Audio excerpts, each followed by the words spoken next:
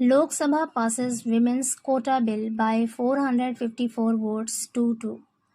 Lok Sabha passes मतलब लोकसभा ने पारित किया 2 के मुकाबले 454 मतों से महिलाओं के लिए कोटा बिल पारित किया।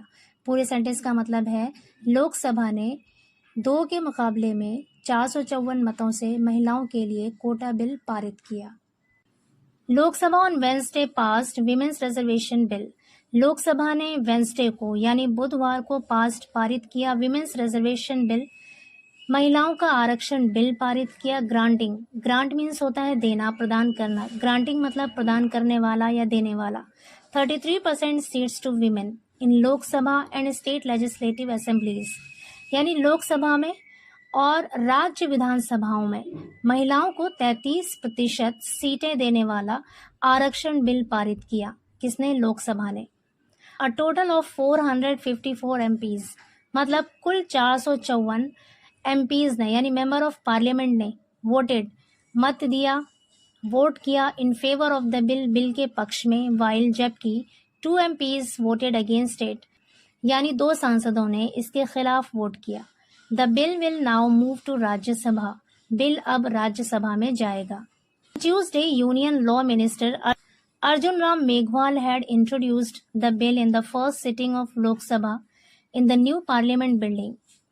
On Tuesday, मंगलवार को union law minister Arjun Ram Meghwal ने had introduced पेश किया था द बिल को in the first sitting of Lok Sabha की पहली बैठक में in the new Parliament building, नई पार्लियामेंट की इमारत में लोकसभा की पहली बैठक में जो यूनियन लॉ मिनिस्टर हैं उन्होंने बिल को पेश किया था।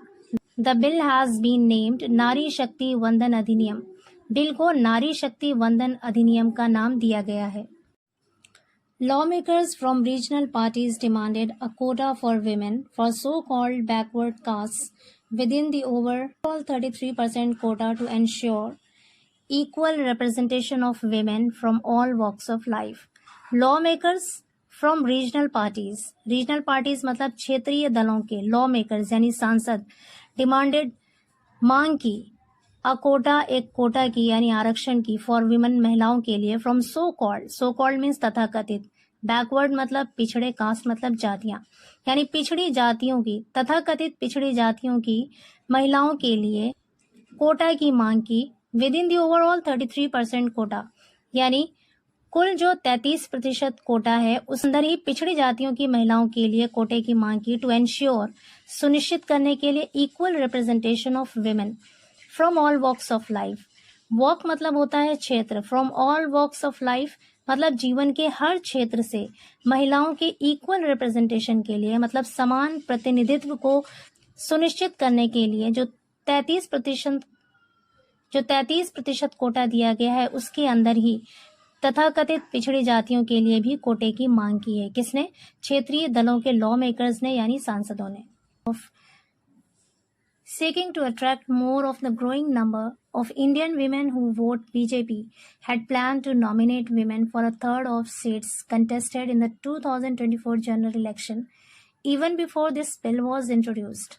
कह रहे seeking to attract यानी आकर्षित करने के लिए, more of the growing number means बढ़ती हुई संख्या, ऑफ इंडियन वीमेन भारतीय महिलाओं की, हु वोट जो मतदान करती हैं, यानी भारतीय महिलाओं की बढ़ती हुई संख्या को जो मतदान करती हैं उस संख्या को ज्यादा से ज्यादा आकर्षित करने के लिए हैड प्लान्ड, बीजेपी ने योजना बनाई थी, टू नॉमिनेट नामांकित करने के लिए, women for a third of seats contested in the 2024 general election, यानी 2024 में लड़ी जाने वाली, कंटेस्टेड का मतलब है यहाँ पर लड़े जाने वाले, 2024 में लड़े जाने वाले जो जनरल इलेक्शन है, आम चुनाव है, उसकी 1/3 सीटों पर महिलाओं को नामांकित करने की योजना बनाया था। किसने? बीजेपी ने।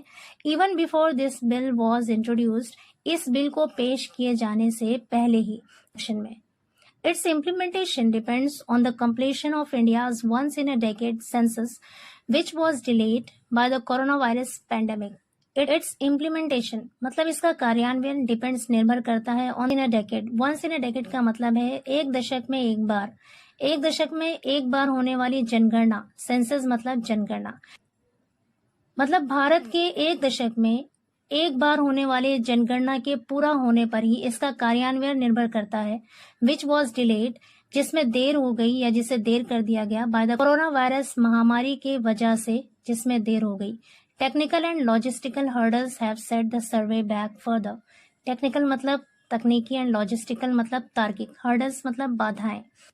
कह रहे हैं जो तकनीकी और तार्किक बाधाएं हैं उसने सर्वे को और पीछे कर दिया है। सेटबैक मीन्स होता है पीछे करना, सेटबैक फर्दर मतलब और पीछे कर देना।